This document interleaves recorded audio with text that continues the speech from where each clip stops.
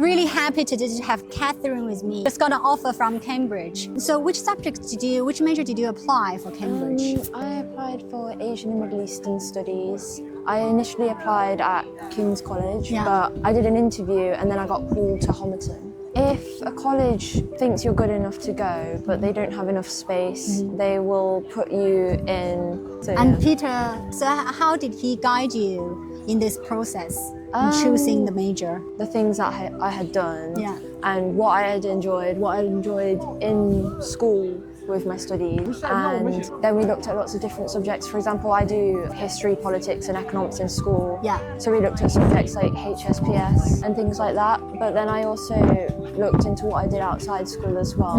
When I looked into Asian and Middle Eastern Studies, it includes history, language and culture of a country that you pick. I thought that was pretty interesting, so I applied for that. What was the interview like? I think my interview, it's different to how everyone else describes theirs. I found mine quite enjoyable, and I didn't really feel any pressure or stress. And in the middle of talking, answering one of their questions, I thought in my head, oh, this sounds like a normal discussion, like a conversation. It was quite interesting as well. Did you have a question that's most memorable during the interview? Yeah, there was one question where they asked, because Mandarin's the most spoken language in the world, they asked, is learning Mandarin important for understanding how people view China, how Chinese people view the world, or how you can view China? And I said, I thought that was really interesting because I said both because it's more so if you learn the language and immerse yourself in the culture, you can see what the world is like from the perspective of maybe a Chinese person. They want you to find it challenging, but also when they asked me questions, it wasn't like, oh no, I don't know how to answer this. It was more so like, oh, I've never thought about it in that way before. So I think if you, maybe to prepare, have discussions with other people, have conversations, in-depth conversations about the subject you're doing, and I think that could prepare you.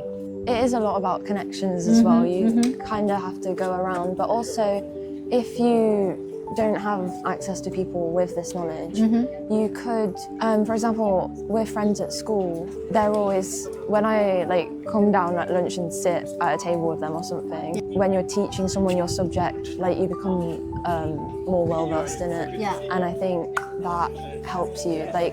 If you just talk to someone who, even if they don't have the knowledge, they can ask you questions, and that could make you think about things in a different way anyways. So I think that's helpful. A lot. My parents, they always do try to challenge me, not because they disagree or anything, but they just want me to think more, try to think outside the box. That's so important, isn't it?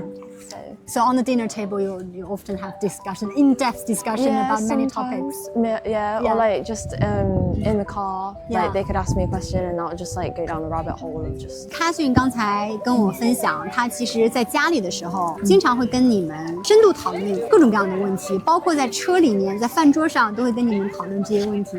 这个是你有意识的去讨论的吗？首先第一点吧，我觉得呢，做父母最重要的一点，一定要把孩子当做一个个体来对待，就是说。如果你不想要自己做的事情，你千万不要轻易去要孩子做，这是100%的一点。第二呢，就是说你一定要把他当做一个人一样的尊重，就是说什么事情你不要觉得他很小，他不懂这个东西，你可以尽可能的选择用一种比较温柔的，或者是稍微消减一点的这种事情给他解释一些很恶性的事情，但是你不能回避这种人性的最基本的一些灰色地带呀，或者是人性的这种恶呀，但是一定要去给孩子讲清楚，但要同时又要鼓励他，就是说还是有很多向善的东西，所以我们全家会做各种各样的讨论。而且另一点我希望父母理解的就是，其实孩子很聪明，基于这个元素吧，所以我们全家就会做各种各样的讨论。但是呢，同时要定好规则，就是说如果你是家里的一家之主，你不要想我永远跟孩子做朋友，那是不可能的。我经常跟孩子说的一句话，只要我还在交房贷，我还在负担你的生活费用，你就不可能跟我平起平坐。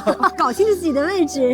对，我可以尊重你，你也要尊重我，就是这点很重要，你知道吧？我觉得这个是在哪怕是我是你妈这个关系上之上的，所以说这个可能是更受西方文化的一个影响吧。